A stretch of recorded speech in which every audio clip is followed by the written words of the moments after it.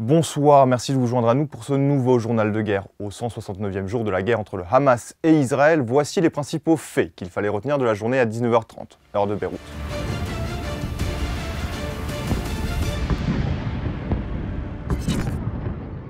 Commençons par la situation à la frontière libano-israélienne. Les avions israéliens ont ciblé le bureau du parti nationaliste socialiste syrien à Kfar Kila. Les raids aériens ont également détruit le siège du mouvement Hamal à Ait al-Shab et ont causé des dégâts importants au centre de défense civile appartenant aux éclaireurs de la mission islamique affiliée au Hezbollah.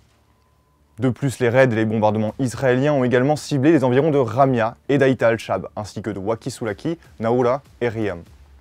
Pour sa part, le Hezbollah a revendiqué la responsabilité d'une attaque d'artillerie sur les casernes de Ramim, les sites de Rouaïsat al-Alam et de Malkiya, ainsi qu'une frappe de drone sur deux plateformes du dôme de fer de Kfar Bloum. Le Hezbollah a également annoncé qu'il avait visé le site de Bayat Blida. Du côté israélien, la chaîne 13 a rapporté que 2 drones étaient tombés dans la Haute-Galilée sans faire de blessés. Des sirènes d'alarme ont également retenti dans les colonies de Galilée, de Margaliot et Misgav. Dans la bande de Gaza, le secrétaire général de l'ONU, Antonio Guterres, en visite au poste frontière de Rafah côté égyptien, a de nouveau appelé samedi à un cessez-le-feu entre le Hamas et Israël pour mettre fin au, je cite, « cauchemar sans fin » des habitants dans le territoire palestinien au bord de la famine. À la suite de cette visite, le ministre israélien des Affaires étrangères, Israël Katz, a qualifié l'ONU d'organisation antisémite et anti-israélienne qui abrite et encourage le terrorisme sur le réseau social X. Du côté des combats, les affrontements ne connaissent aucun répit à travers la bande de Gaza, notamment dans et autour de l'hôpital Al-Shifa, dans Gazaville, situé au nord de l'enclave.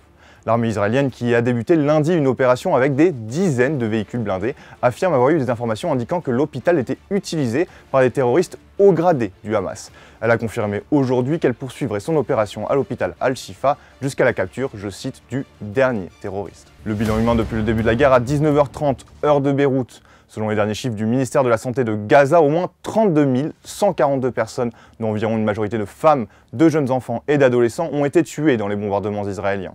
De plus, 74 412 personnes ont été blessées à Gaza. Les chiffres les plus récents incluent 72 personnes tuées au cours des dernières 24 heures. Du côté israélien, approximativement 1200 morts sont toujours officiellement recensés par l'État hébreu depuis début novembre, un chiffre qui n'a pas changé selon les données publiées, malgré les annonces ultérieures de la mort de soldats dans les combats. À l'international, un projet de résolution présenté par les États-Unis au Conseil de sécurité de l'ONU n'a pas été adopté vendredi en raison des vétos russes et chinois. Depuis le début de la guerre, les États-Unis s'étaient opposés à l'utilisation du terme cessez-le-feu dans les résolutions onusiennes, bloquant 3 textes en ce sens. Ils ont finalement décidé de soumettre au vote ce nouveau texte qui mentionnait la nécessité d'un cessez-le-feu immédiat et durable, mais la Chine et la Russie ont critiqué une formulation ambiguë, n'appelant pas directement à faire taire les armes. Un nouveau vote sur un nouveau projet de résolution exigeant un cessez-le-feu immédiat, préparé par 8 des 10 membres non permanents du Conseil, est prévu ce lundi.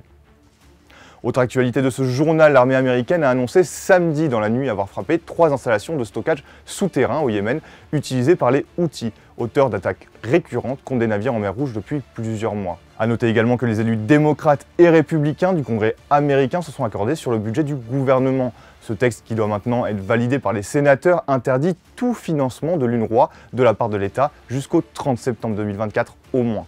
Plusieurs États avaient coupé leurs fonds à l'organisation onusienne après qu'Israël a accusé fin janvier 12 de ses quelques 13 000 employés à Gaza d'être impliqués dans l'attaque du 7 octobre.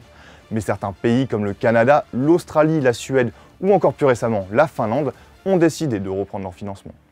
C'est tout pour le récapitulatif d'aujourd'hui. Rendez-vous demain pour un nouveau tour d'horizon de la situation.